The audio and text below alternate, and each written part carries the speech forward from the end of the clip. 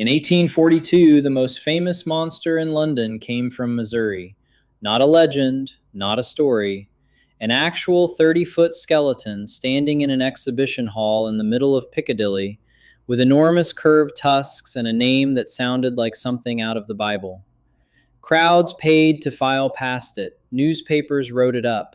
Its owner said it was the fossilized remains of a monster from the Book of Job, a beast called Leviathan, dug out of the Missouri dirt. And almost none of it was true. The bones were real, the monster was a fake, and the man who built it pulled off one of the boldest scientific hoaxes of the entire 19th century, using genuine Missouri fossils to construct a creature that never existed and selling it to the world twice. His name was Albert Koch, and this is the story of Missouri's monster. Let's start with what was actually in the ground, because that part is genuinely amazing. Back in the early 1800s, Missouri's rivers and springs were full of enormous bones, real ones. They belonged to the American mastodon, a massive, shaggy, elephant-like animal that roamed North America during the Ice Age and went extinct thousands of years ago. When settlers dug wells or waded into boggy springs, they'd sometimes pull out a tusk as long as a man or a thigh bone bigger than any living animal could explain. Into this walks Albert Koch. Koch was a German immigrant who ran a museum in St. Louis, part science collection, part sideshow.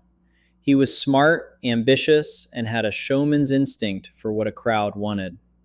And what a crowd wanted was a monster. So in 1840, Koch went digging.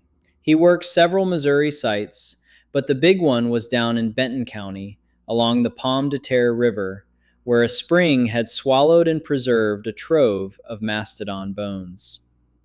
Koch pulled out a spectacular haul. And here's where the honest scientist and the showman part ways.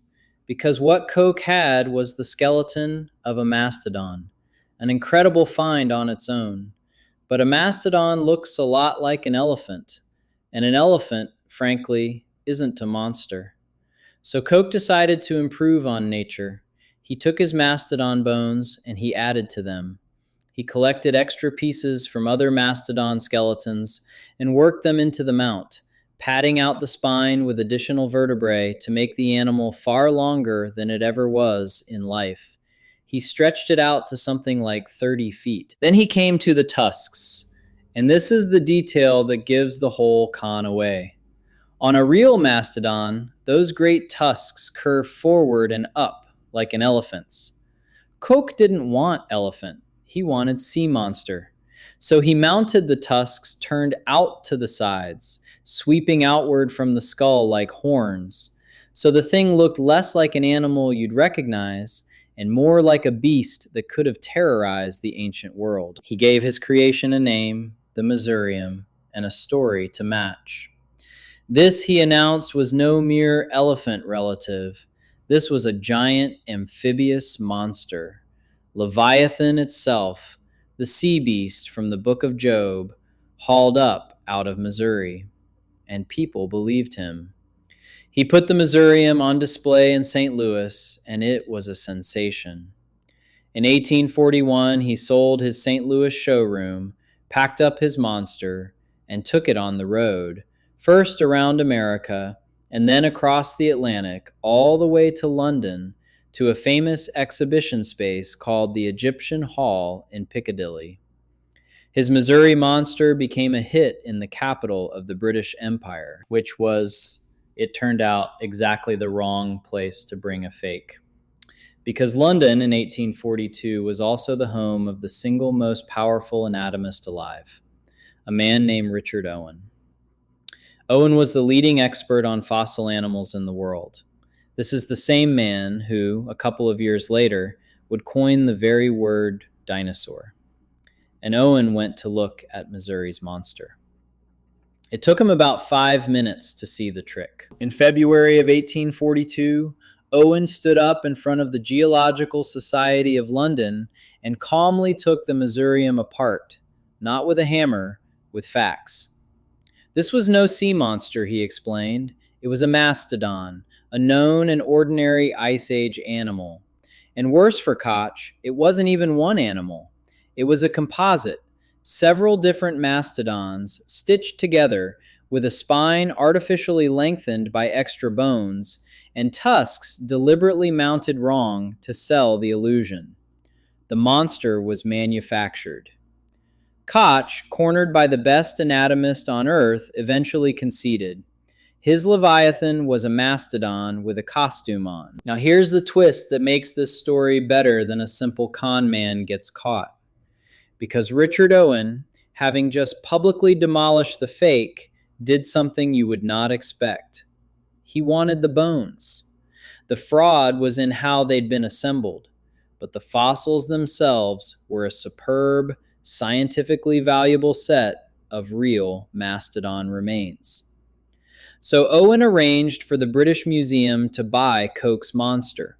The reported price was around £1,300, a substantial sum then, and the deal is said to have included a payment to Koch for the rest of his life. Then the museum did the honest thing with them.